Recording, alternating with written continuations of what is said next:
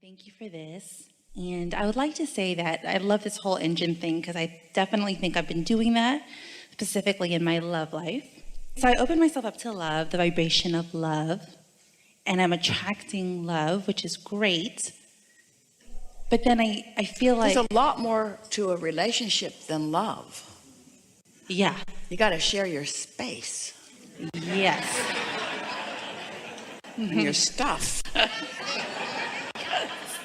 Sometimes you have to go eat where you don't really want to eat. All that.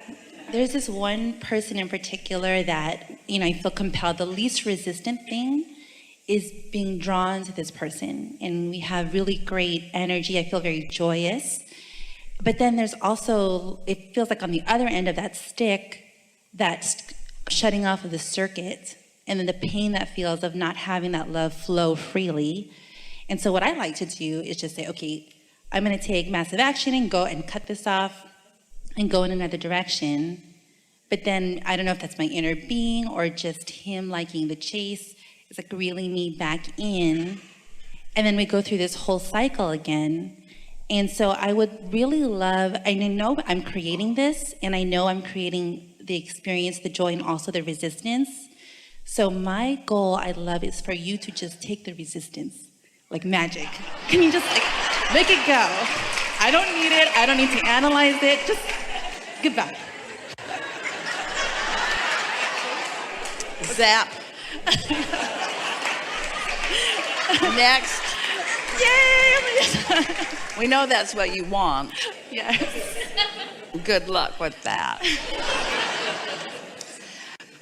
Well, the conversation that we had before is a perfect conversation to precede this conversation, isn't it? Yes. So what do you think causes you to introduce into the equation something that slows it down and makes it so uncomfortable? Why don't you just go with it? You're opening words about it, about how it feels and how you feel called and how delicious it is. Mm-hmm. So what else is happening that doesn't allow that to just be what it is? Because he does something I don't like.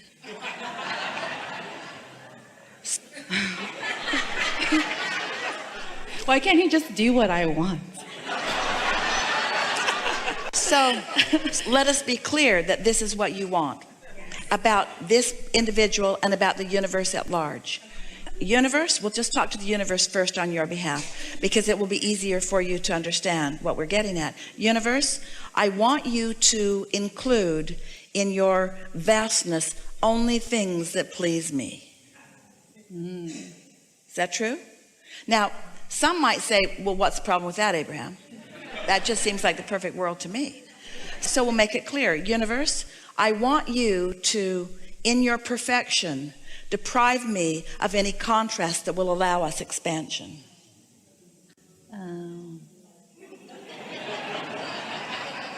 Okay.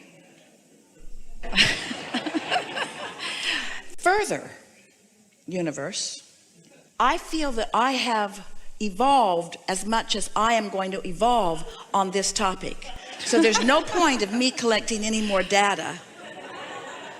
I'm ready to just cash in my chips and receive back the proportionate experience to what I've amassed so far, and I don't need to accumulate anymore. Well, I mean, if that would be great if I could just grow without the pain part. I mean, can I just grow with like more pleasure? All right, let's sit in that for just a little bit because everybody agrees with that. That would be all right if I could grow without the pain part. Let's use more accurate words. That would be all right if I could grow without the contrast part. Mm-hmm. So here's the question that we have for you. Does there have to be resistance in contrast? This is the most important question that we've ever asked you. Does there have to be resistance in contrast? Because the contrast is the differences in what you're seeing, but the contrast is you hooking a train on the other end of your train and pulling in opposition to tear yourself apart. It's not the things that he's doing right or wrong that are making you happy or not happy. It's your response to them. It's your reaction to them. It's the resistance that you assign yourself that is causing your discord. So now this is good because you're very forthright with this. So what does that mean to you? So that means, in your words, that means, Abraham, then that means that I have to put up with stuff that I really don't want. And you're telling me that it's my problem, that I just need to feel good anyway? Are you? Pretty much. Oh. Sometimes people will say to us, Abraham, and if we couldn't feel what you were talking about before, we might be having a different conversation with you than we are. A conversation more about take your time or collect more data and blah, blah, blah, blah, blah, blah, blah, all of that. But the important thing to understand is that you've been putting into this vortex the things that you want for a long time. Yes. And there's no possibility that you're ever going to be in a place without contrast. But what you do about the contrast is everything. And most humans in the subject of relationships want to talk about what the other person is going to do in regards to contrast or in regards to resistance, not about what they are going to do. And you can't control what they do, but you can control what you do. So what we're talking about is the difference between flowing energy because you are in alignment and you're feeling the call and reacting to what someone else is doing. Here's the thing. This is a really good way of looking at this. If you've got your train, let's say that it's really loaded down. It's got a really heavy cargo and it's got a lot of powerful engines on it and it's moving really, really strong and fast in that direction.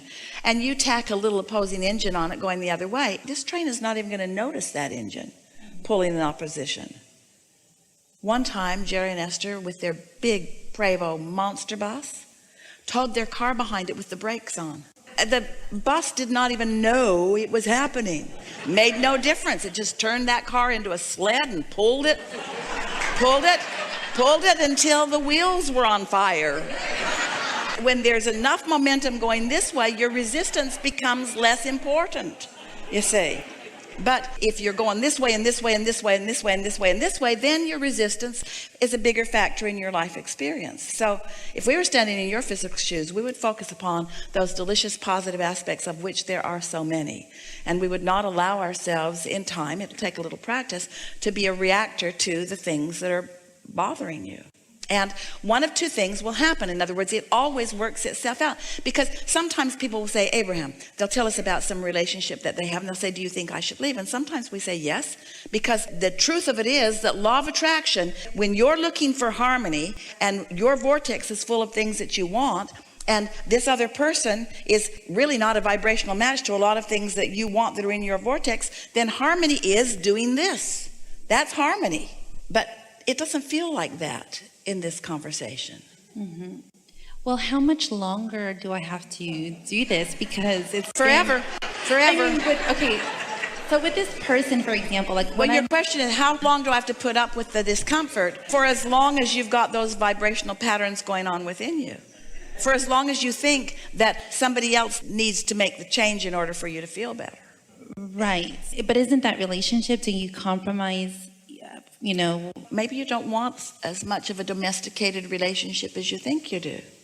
I've thought of that. Maybe it's possible to have everything that you both want. So you want this, the other wants this, and let's say it's different. Well, the universe can accommodate both of you completely and you can live happily ever after. But if you're looking over there at what that one wants and you're all bound up about it, or the other one's looking over at you and not liking it and all bound up about it. So who's bound up here? Who has the most angst about what the other one is doing? You or? I think me. Yeah. Okay. So do I just allow and just continue? So when someone says to us, should I go someplace else? And we say, yes, but you'll be taking yourself with you. You'll go and you'll take that tendency with you. So wouldn't it be nice to find a way to be less of a reactionary? It would be great to be less reactionary. I mean, I'm very like all or nothing. Like I'm like when I give fully, I give fully. Deliberate creators are often that way. But along the way, sometimes, eventually, always, if you are to really be the happy being that you were born to be, you discover that you just cannot be someone who the majority of your vibration comes from your reaction to things, because it makes such a chaotic, wobbly world for you. You're just not going to find enough people to line up with what you want. You just have to be someone who lives in the world, who is dominantly controlling your own point of attraction, but isn't responding to the point of attractions that others are bringing to themselves. It's a sort of understanding that variety is a good thing, not a bad thing. You see, let's just back away from you just a little bit into a broader view of mass consciousness, or we're talking about the collective consciousness of humans who are on your planet today. So many, in fact most, have not reconnected with the fullness of who they are, and just for that reason and that reason alone they feel more vulnerable. And then in their vulnerability they become scrutinizers of what's going on around them. They are having reactions to what's going on around them, so they react to that and they react to that and they react to that. It's the conditional life that is not serving you very well. It's like, this condition is wonderful, and so I focus upon it and it makes me feel good, and I love this condition, but that condition doesn't make me feel good. But since I'm a conditional person, because I've trained myself to be, because when I focus on things that make me feel good, I feel good, and so I've trained myself to be conditional, but now I'm faced with things that don't feel good too. So then I've got all this mixed energy going on, where if you are unconditional, which means it's not these things that you're focusing on first and foremost, it's alignment with source that you're focusing on first and foremost, and you've got that down, now you got a train that's going so fast and that is going to so many beautiful places that it doesn't matter what else you may hook on to it. It is insignificant by comparison with the connection that you've got going on.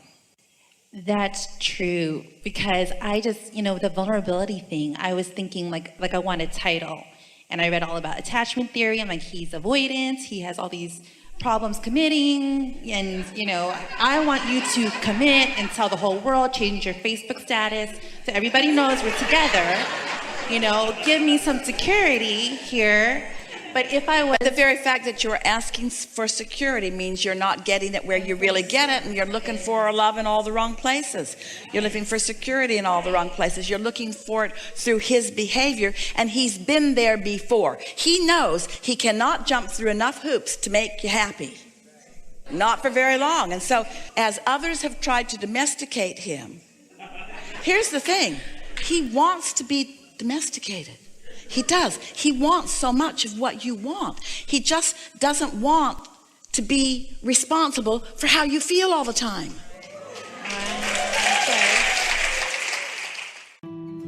Don't forget to leave a positive message and subscribe.